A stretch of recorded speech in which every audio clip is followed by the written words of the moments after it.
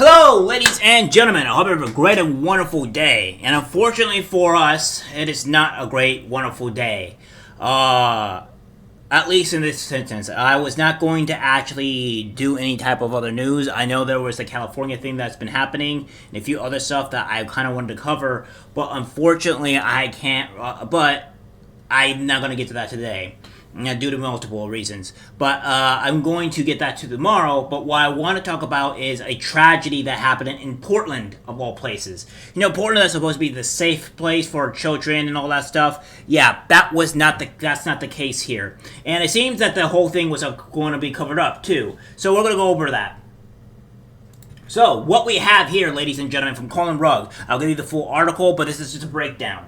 So, it says, new Portland family sues Portland Public School District for $9 million after their daughter was allegedly gang raped in the school bathroom. The girl was allegedly assaulted by two male students in the school's Uniting Neighborhoods program. It gets worse. The boys only received 1 day of suspension, and the school district didn't even call the police. Instead, the school conducted their own investigation. The girl was allegedly lured into the bathroom with the boys threatening to find where she lived if she didn't comply. They then took off her pants and then took turns forcibly penetrating her and blocked her from leaving. School staff was also allegedly interviewed the girl without notifying her parents or any legal representatives.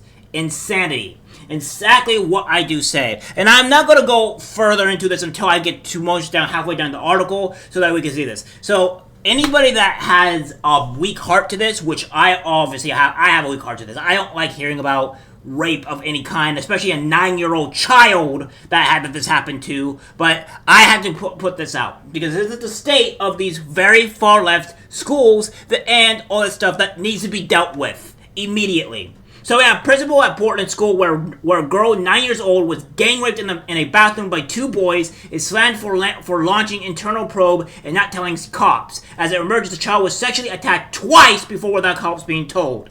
So the principal of a Portland school where it was a 9-year-old girl was allegedly gang raped is being slammed for not taking the case to cops, as a lawsuit from the girl's family claims that there were two prior incidents of sexual assault against the little girl. Two, guys. Two. A $9 million lawsuit, which is not nearly enough. I want it $20 million. I want this school to go under. Was filed last month by the family of the unidentified girl who was allegedly attacked in the bathroom of her elementary school by two boys. The lawsuit alleges that in 2022, when the little girl was in 3rd grade at Scott Elementary School in Portland, a classmate touched her genitals over her clothing without permission. A teacher was overseeing the class in which the alleged assault took place. According to the lawsuit, in another incident, a student tried to kiss the girl without her consent, which caused the girl to hit him in self-defense. Then, in April 2022, two other students in the after-school group, School's Uniting Neighborhoods son, told the little girl they would find out where she lived unless she told the teacher where she was going to the bathroom. In the bathroom, the students removed her pants and took turns forcibly penetrating the girl as she begged them to stop, according to the lawsuit, which was obtained by Oregon Live. They took turns blocking the door to the bathroom stall as the other raped her, the lawsuit alleges. When the pursuit of one of the female students found out about the disturbing incident, he notified school staffers. However, instead of going to the cops with the deeply concerning claims, the school staff members took matters into their own hands, and according to the legal filing. PBS staff undertook their own internal investigation, the lawsuit said. Staff interviewed the 9-year-old girl without notifying her family or legal representatives to the court filings. In response to the earlier incident involving the forced kiss, the two students were suspended and the little girl's father was told that they enact a safety plan for her. No, they didn't. The girl's father eventually transferred her and her younger brother to a different school in the district, which took over 9 months and disrupted her education, the lawsuit claims. The alleged perpetrators were only suspended for 1 day. 6 days after the incident, her father took her to a Randall Children's Hospital at Ruggesi, Emil for a medical checkup, which concluded that the history provided was highly concerning for sexual abuse.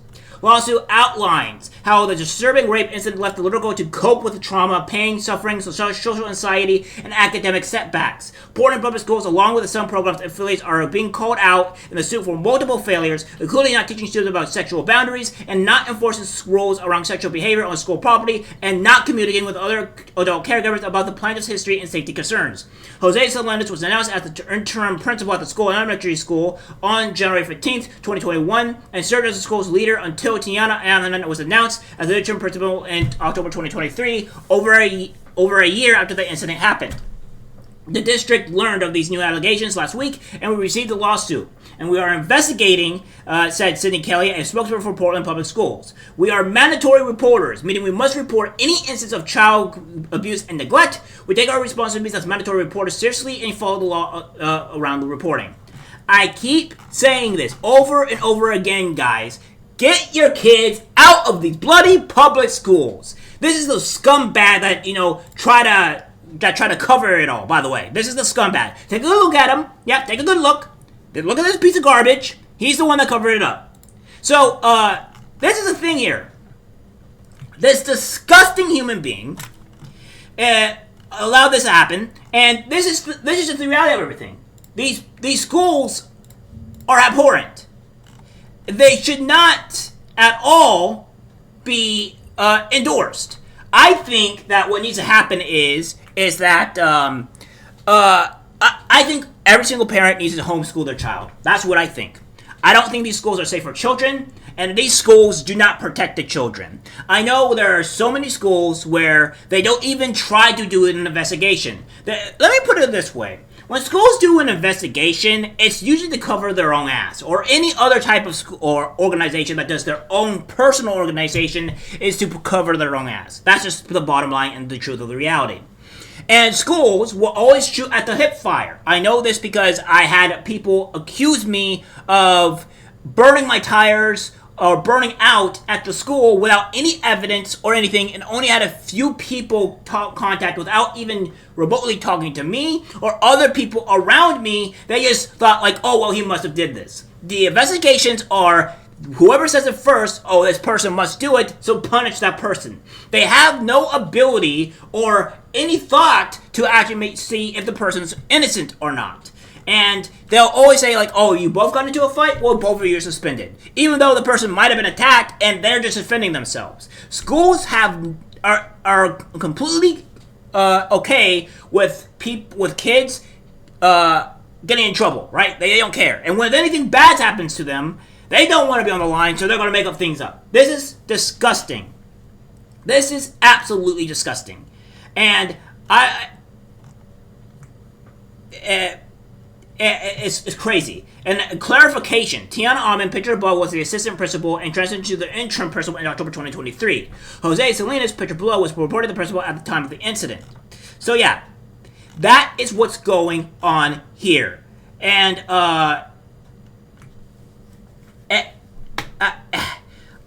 it makes me angry. And this is what I'm talking about. We have to protect the kids. The kids need to be the ones that are protected. It is not.